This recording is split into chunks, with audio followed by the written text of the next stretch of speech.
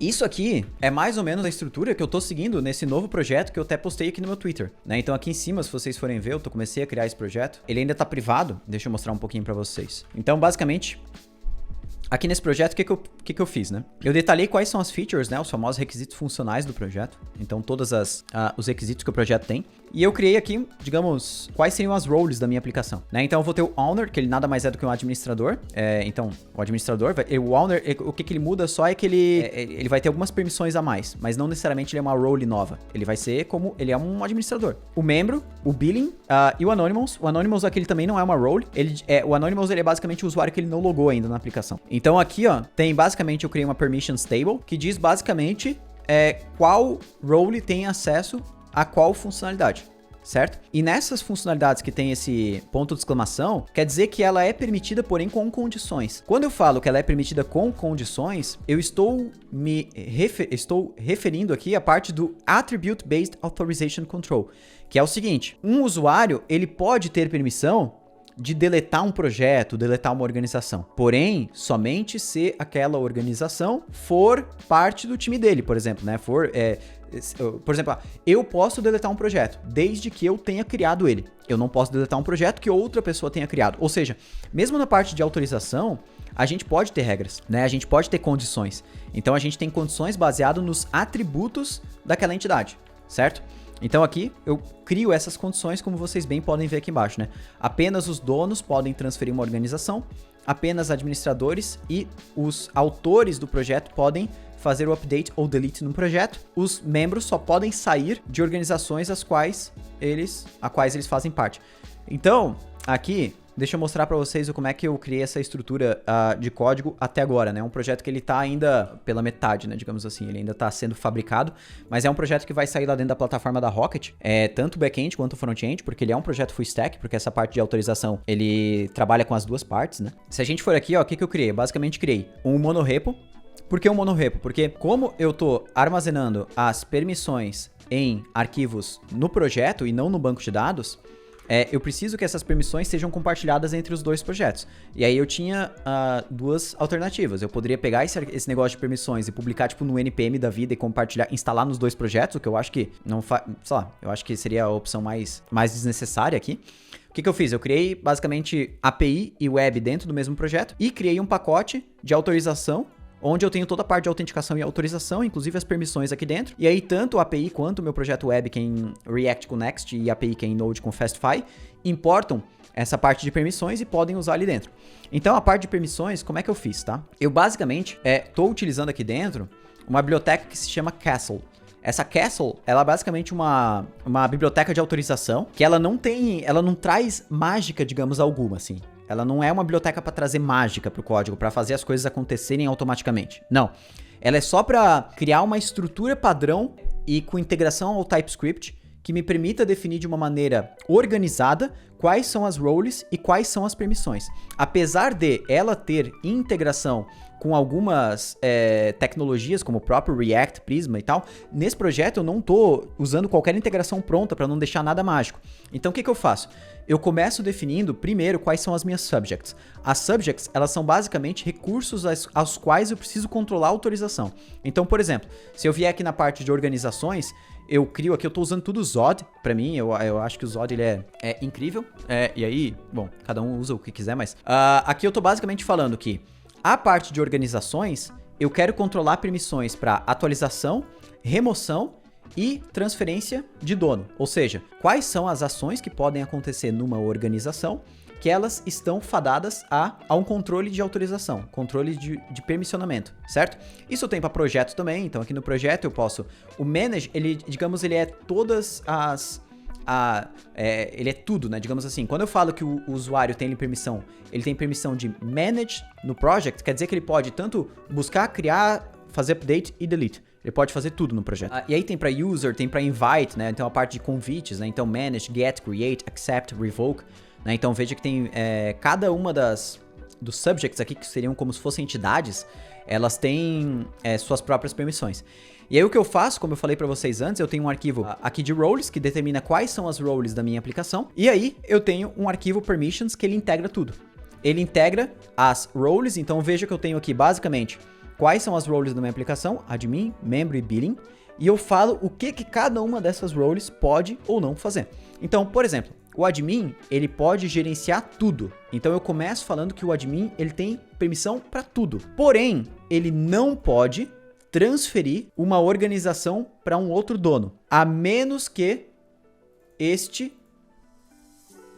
o dono da organização seja ele mesmo. Então, o que acontece, né? O Castle, ele tem aqui, que é a biblioteca que eu estou usando, ele segue uma lógica de, por padrão, a pessoa não tem permissão de nada. E eu apenas dou permissão nas coisas que eu quero que ela tenha permissão. Ou seja, é diferente de eu deixar ela fazer tudo e só remover acessos dela. Beleza? Então, porém, quando eu falo isso aqui, ó, que ele pode gerenciar tudo, aqui eu tô dando todas permissões para admins. Ou seja, se eu dei todas as permissões para ele, eu preciso negar depois as permissões. Caraca, se isso não é mágico, eu não sei o que é. Mas, ô Sabab, tu entende que isso aqui ele não tá fazendo nada. Ele não tá fazendo a permissão ainda. É só uma maneira de eu organizar o que pode ou não pode. Mas, no fim, ele não tá controlando ainda a permissão. Ele não tá bloqueando ou tirando o acesso da pessoa. Tipo, ele não tá fazendo nada.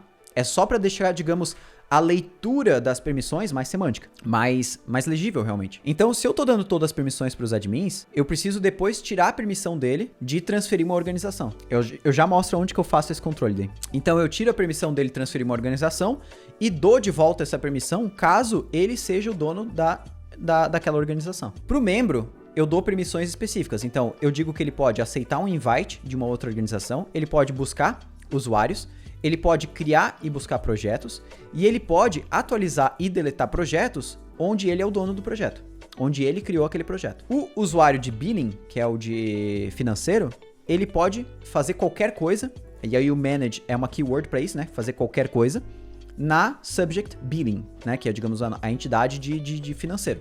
Que isso inclui buscar os dados de billing e exportar os dados. Esse manage, accept, get, create, update são padrões do Castle, ou você define isso no lugar?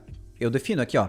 Cada um dos que eu boto aqui dentro, ó, desse subject, é uma permissão que eu tô criando. Apenas o manage, que ele é um padrão no Castle, que ele diz basicamente, cara, todas as permissões. Não, eu não preciso botar o cannot no update, porque por padrão, o Castle, ele entende que o usuário não tem permissão de nada.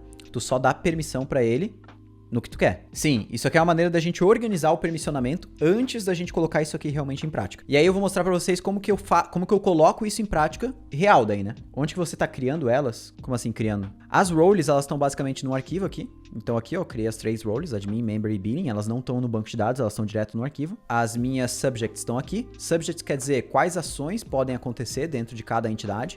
Então, por exemplo, um projeto. O projeto, eu posso buscar projetos, criar projetos, atualizar projetos, deletar projetos. Convites, eu posso buscar, criar, aceitar ou dar um revoke, como se fosse um delete. E aí aqui no permissões eu junto tudo. Mas beleza. E agora, como é que eu tô utilizando isso aqui, né? Vou pegar, por exemplo, o projeto... Vamos começar pela API. Então, caso tiver outra role, tem que alterar no arquivo. Mas é possível fazer pelo banco também, caso com o tempo tiver mais permissões. Sim, dá pra fazer pelo banco também, sem problema nenhum. Então, Wilson, dá, mas só que, cara, o Castle, ele acaba não entendendo se eu fizer dessa forma aí. Eu entendo o que tu tá querendo dizer, mas ele acaba entendendo que... É como... Se eu não botar isso aqui, ó, de tirar a permissão do usuário... Apenas fazer, tipo... ele não pode onde o ID não seja ele. O Castle não entende, cara. Eu tive que fazer dessa forma aqui. Tá, mas vamos lá. Na API, ó. O que eu faço? Aqui no package.json. Eu tô importando o meu pacote de autorização. Tá vendo?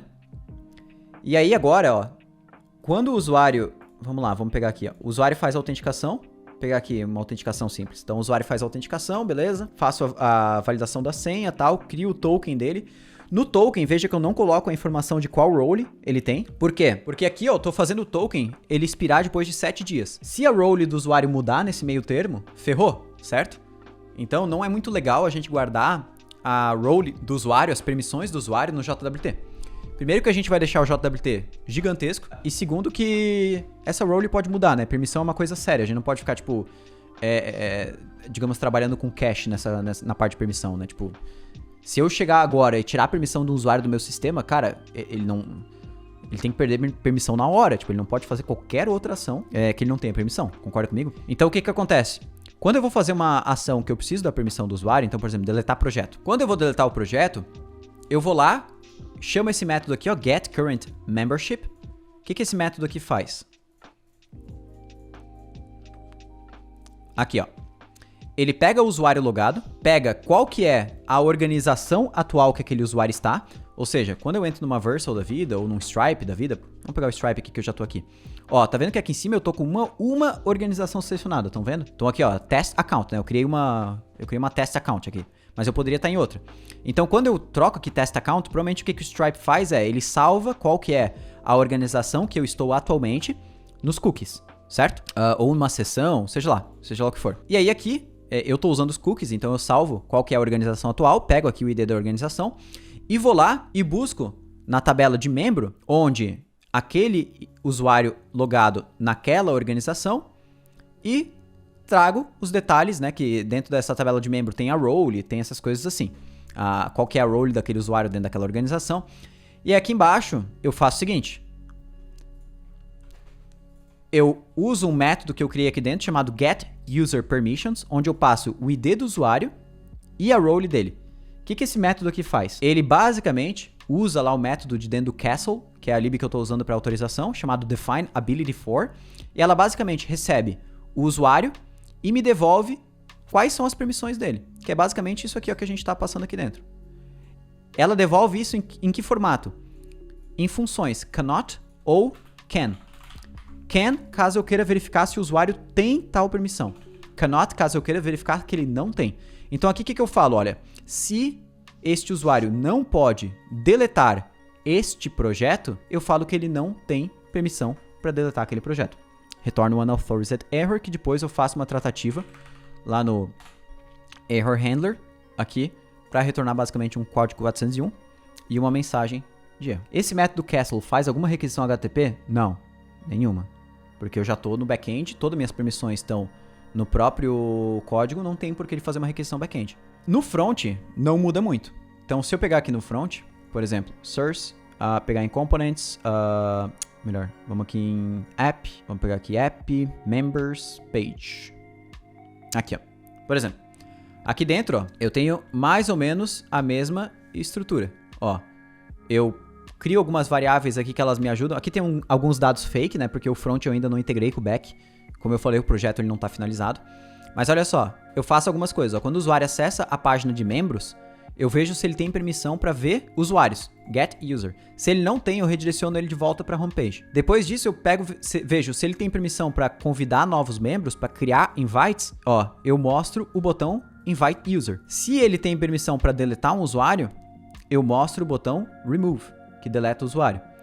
Se ele tem permissão para atualizar um usuário, né, atualizar a role de um usuário, se ele não tem permissão, eu desabilito o select de role. Se ele tem permissão para transferir a ownership, né, que é transferir a posse dessa organização para outro membro, eu mostro o botão transfer ownership.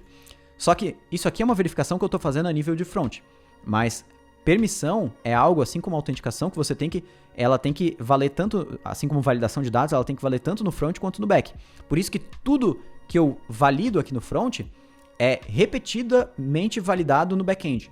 Para eu garantir que, por exemplo, uma rota da API não vai ser chamada quando o usuário não tem permissão. É para isso, né? Esse abilities aqui, na verdade, o Zozé, ele é basicamente só uns códigozinhos que eu copiei lá da documentação do Castle, tá? Isso aqui eu copiei da documentação. Ele é basicamente uma forma de eu integrar o TypeScript aqui dentro, né? Por que TypeScript? Porque tá vendo aqui no meu arquivo de permissões? Olha só, quando eu vou dar uma permissão para o usuário, olha que legal. Ó, quando eu escrevo can, ó, ele já traz todas as permissões que eu tenho. Tá vendo? E aí se eu falo, por exemplo, eu quero dar permissão para o usuário transferir um projeto. Ele vai dar erro. Porque o projeto ele não tem a permissão transfer ownership. Quer ver? Se eu vier aqui no subject, ó, ele não tem, tá vendo? Então, ó, ele só tem essas permissões aqui, tá vendo?